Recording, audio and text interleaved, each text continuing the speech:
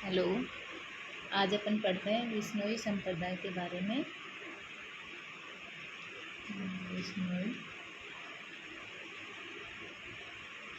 संप्रदाय के बारे में, ठीक है। अब विश्नोई संप्रदाय के बारे में अपन आगे देखते हैं, जैसे इसके ऊपर प्रश्न,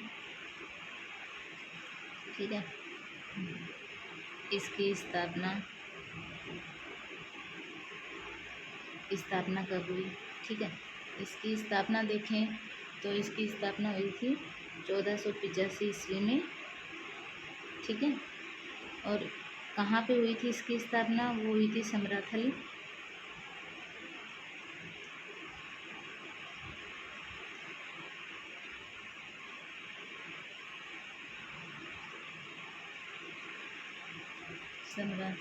बीकानेर में, ठीक है। ये याद रखना। फिर इसके जो संस्थापक देखें अपन, संस्थापक के बारे में देखें तो संस्थापक कौन है? इसके संस्थापक है जाम्बोजी, ठीक है। जाम्बोजी का अगर अपन पूछे कि किसके अवतार थे तो ये हो जाएंगे विष्णु के अवतार, विष्णु का अवतार। और इन्हीं को, जाम्बोजी को ही प्रथम पर्यावरण वैज्ञानिक कहा जाता है, ठीक है। ये सारी चीज़ें अपने को याद होनी चाहिए, ठीक है। फिर अगर इनका जन्म देखें, इनका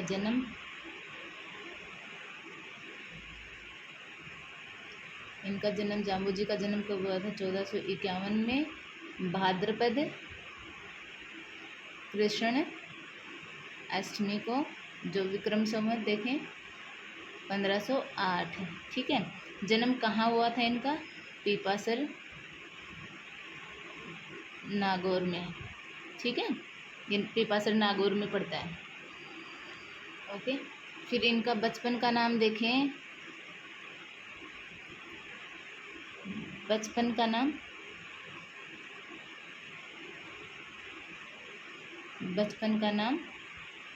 इनका बचपन का नाम था धनराज, या फिर इनको ही गूंगा बोलते हैं, गूंगा संत बोलते हैं, ठीक है। इनकी माता का नाम था हंसा देवी इनकी माता का नाम हो जाएगा। और उनके पिता का नाम क्या था? लोहट जी, ठीक है।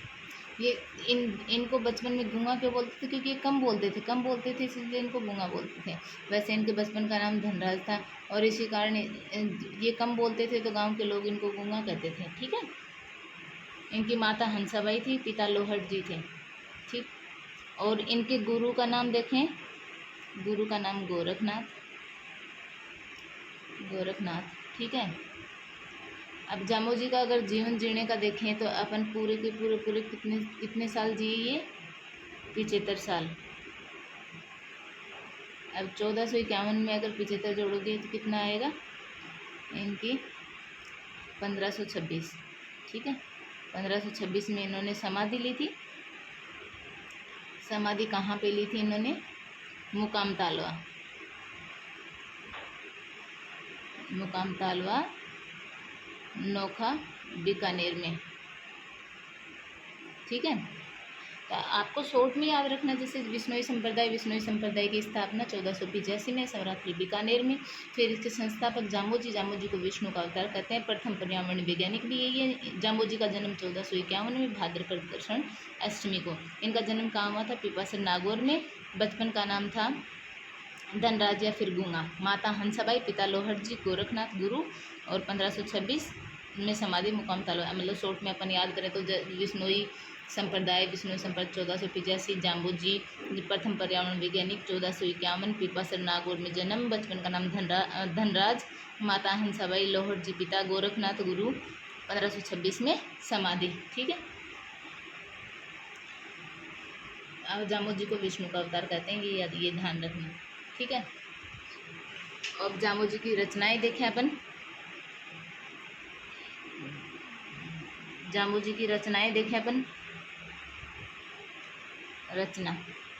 जामोजी की रचना अगर देखें तो इनकी रचना है, एक तो जमवाणी,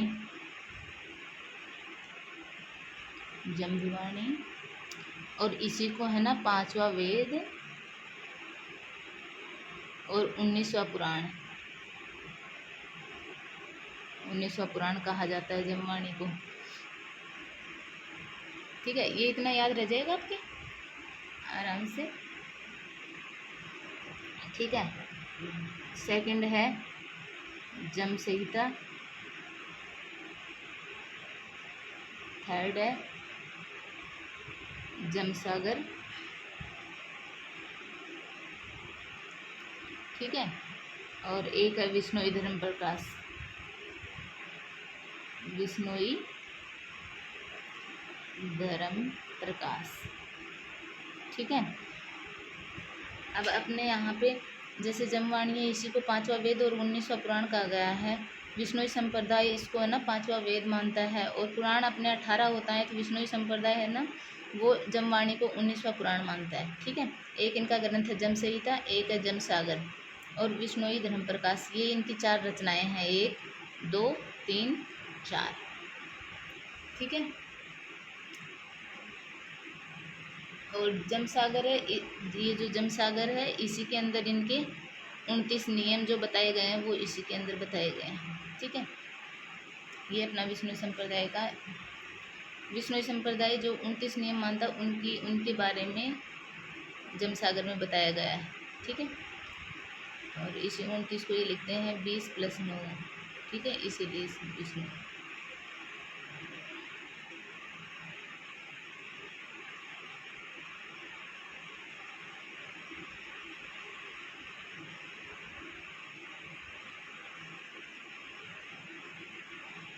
और इन्हीं 20 नियमों को मानने और भगवान विष्णु को के उपासक होने के कारण ही को विष्णुई कहा जाता था। तो ये अपना विष्णुई हो गया संप्रदाय। शॉर्ट में कि 1485 में स्थापना, समराथल बीकानेर में जामोजी इसके संस्थापक विष्णु के अवतार है। प्रथम पर्यावरण वैज्ञानिक इन्हीं को कहा जाता है। इनका जन्म 1451 में भाद्रपद कृष्ण अष्टमी को हुआ था पिपासा नागौर में। धनराज बचपन का नाम, हंसाबाई, लोहड़ जी, गोरखनाथ 1526। ठीक है, जमवाणी, जमसागर, जमसंहिता और विष्णोई धर्म प्रकाश। ठीक है,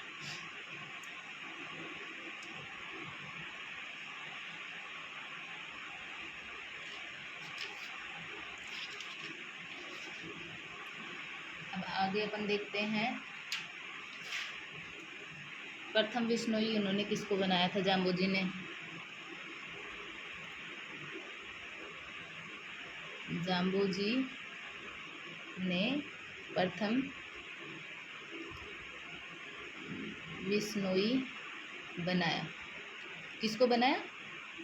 इन्होंने प्रथम बनाया था फूलोजी को, जो कि इनके चाचा लगते थे। और महिलाओं में पूछा जाए तो महिलाओं में क्या है, तांतुबाई। तांतुबाई कौन थी? ये इनकी बुआ थी। ठीक है,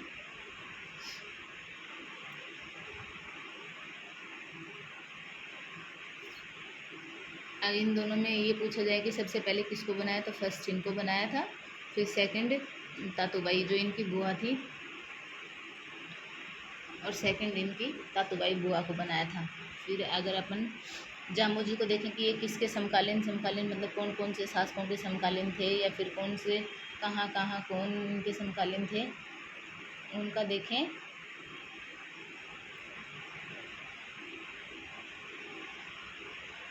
जाम्बोजी के समकालीन कौन कौन हैं वो देखें तो अपन इनके समकालीन, एक तो है सिकंदर लोदी। सिकंदर लोदी ये कौन था? दिल्ली का शासक। ठीक है, ये जाम्बोजी के समकालीन था। और इसी सिकंदर लोदी ने है ना, इसने गो हत्या पर रोक लगाया था जाम्बोजी के कहने पर रोक लगाया था। ठीक है, दूसरा इनके समकालीन कौन था? राव जोधा। राव जोधा कहाँ से थे? जोधपुर के। ठीक है, तीसरे इनके थे राव बिका, ये बीकानेर से।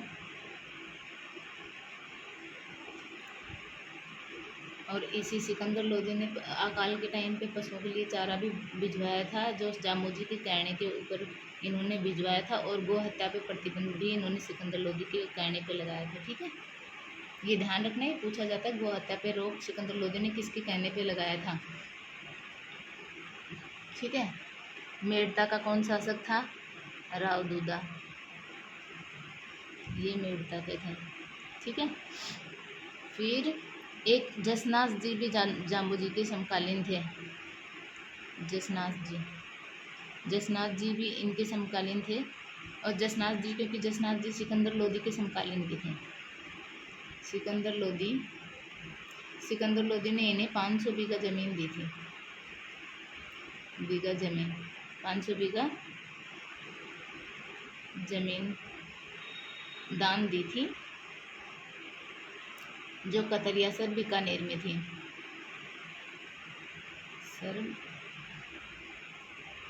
बीकानेर में।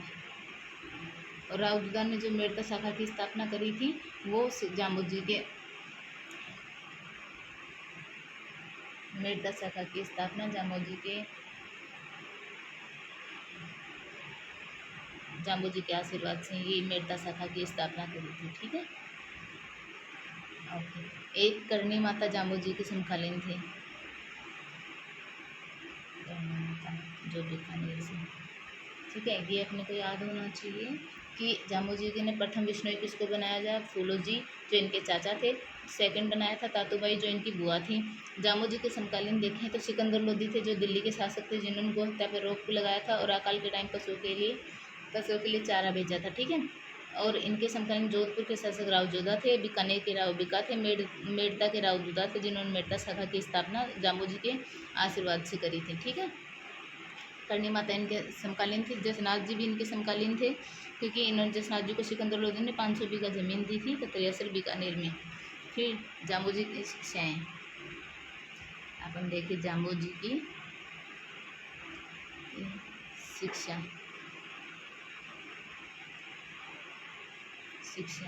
ठीक है, अब अपन देखते हैं जाम्बू जी की शिक्षाएँ। जाम्बू जी की शिक्षाओं में क्या है? जाम्बू जी की शिक्षाएँ क्या है? बिश्नोई एक तो नीले वस्त्रों का त्याग करते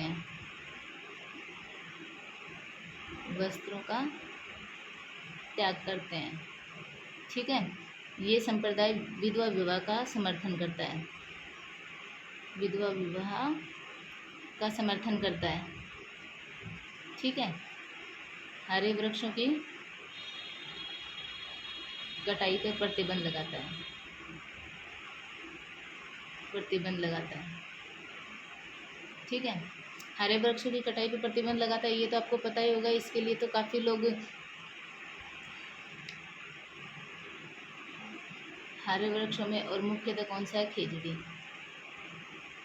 ठीक है, ये बिल्कुल इस हरे वृक्षों की कटाई के ऊपर रोक लगाते हैं एकदम। और एक क्या करते हैं, ये वन्य जीवों की हत्या के ऊपर प्रतिबंध भी लगाते हैं। वन्य जीवों की हत्या पर प्रतिबंध लगाते हैं। ठीक है, और मुख्यतः इसमें क्या है? हिरण पे। ठीक है,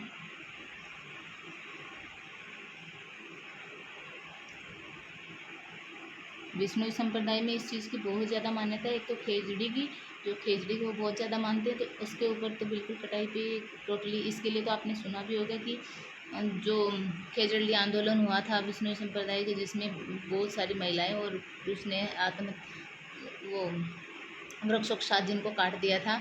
और हिरण के मारने के ऊपर भी, वन्य जीवों के मारने के ऊपर प्रतिबंध लगाते हैं ये लोग, तो जिसमें मुख्यतः हिरण रहे। और विष्णु संप्रदाय का जो वाक्य है, जो क्या है प्रमुख वाक्य इनका क्या है? सिर साठे रुख रहे तो भी सस्ती जान। ठीक है, ये विष्णु संप्रदाय का वाक्य है, जो इनके लिए बोला जाता है कि विष्णु संप्रदाय इसको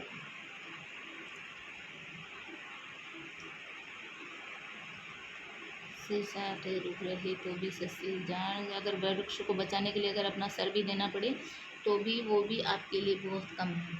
तो ये वृक्षों के लिए इनके त्याग या बलिदान को तौर पे बोला जाता है। ठीक है, ये विष्णु संप्रदाय का अपने टॉपिक था।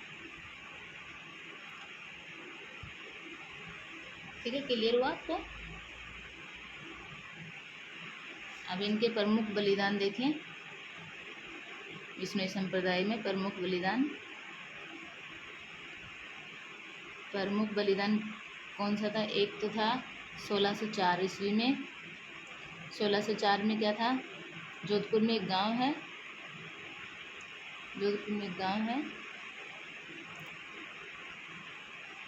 रामसड़ी गांव। इस गांव में 1604 में सबसे पहले एक बलिदान था। 1604 में रामसड़ी गांव में, इस गांव में वन्य जीवों की रक्षा के लिए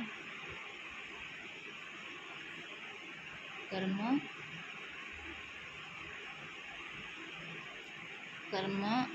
एवं गोरा ने बलिदान दिया था। ठीक है, यहाँ पे वन्य जीवों की रक्षा के लिए कर्मा और गोरा ने बलिदान दिया था। 1604 का ये ध्यान रखना। एक तो एक बलिदान, तो दूसरा, ठीक है,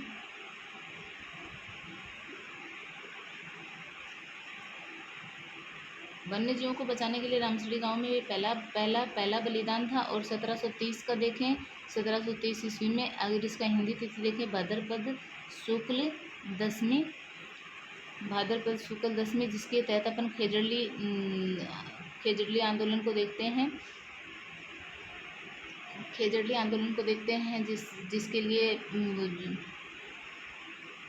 जिसके लिए अमृता देवी बिश्नोई शहीद हुई थी। टोटल कितने लोगों ने बलिदान दिया? 363 लोगों ने 363 लोगों ने बलिदान दिया था। इसके अंदर इसमें 294 पुरुष थे, 69 महिला थी। ठीक है, जिन्होंने अपना बलिदान दिया। ये सबसे ज़्यादा मुख्य माना जाता है और जो बहुत बार एग्जाम में पूछा भी जाता है। ठीक है, 1730 के अंदर जोधपुर के महाराजा थे अभय सिंह। 1730 में जोधपुर के महाराजा अभय सिंह के काल में इन्होंने अपने कामदार को गिरधर दास को भेजा था, खेजड़ली भेजा था, जिसमें इन्होंने वृक्षों की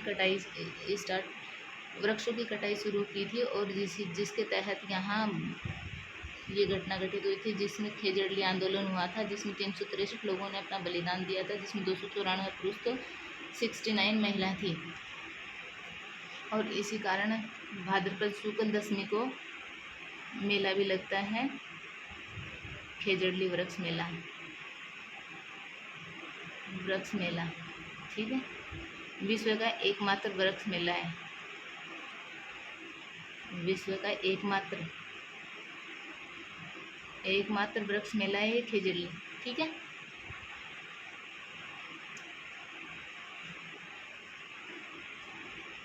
तो ये हो गया अपना।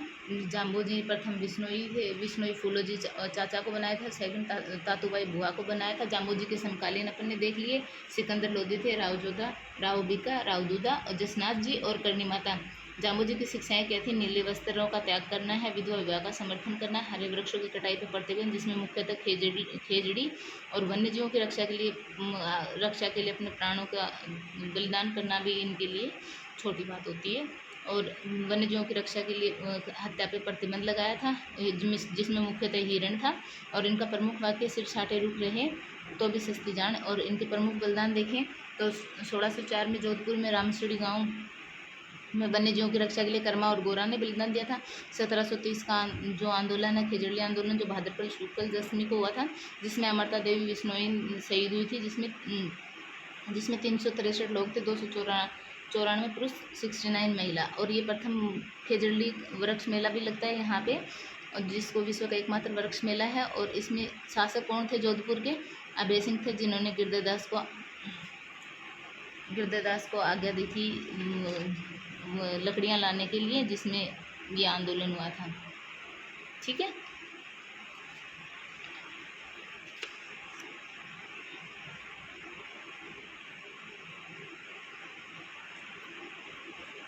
अब अमृता देवी बिश्नोई पुरस्कार, अभी खेजड़ली आंदोलन के अमृता देवी शहीद के नाम पे ही अमृता देवी बिश्नोई पुरस्कार दिया जाता है। अमृता देवी बिश्नोई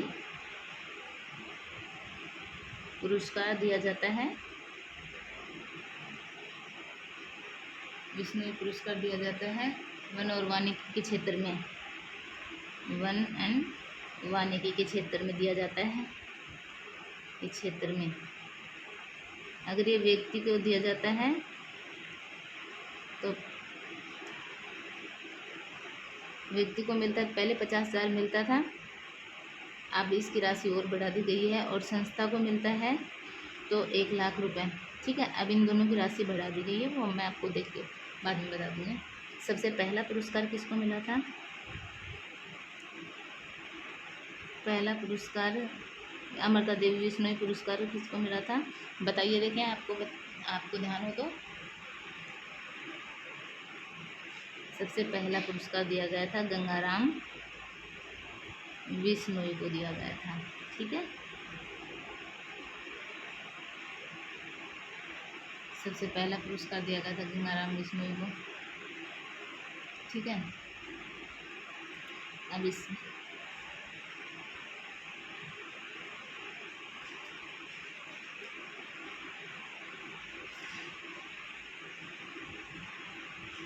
आप देखते हैं बिश्नोई संप्रदाय की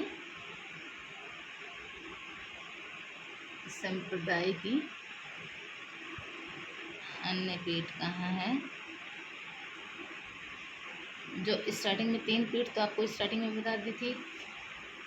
जो 3 पीठ कौन कौन सी हैं? एक तो जहाँ पे जन्म हुआ जामू जी का, जहाँ स्थापना हुई, दूसरी जन्म, एक तो जहाँ स्थापना हुई वो समराथल बीकानेर, दूसरा पिपासर नागौर जन्म, और तीसरी समाधि ली मुकाम तालवा में, और जिसमें मुख्य पीठ मुकाम तालवा को माना जाता है। ठीक है। अब अन्य पीठ में है एक तो रामड़ावास,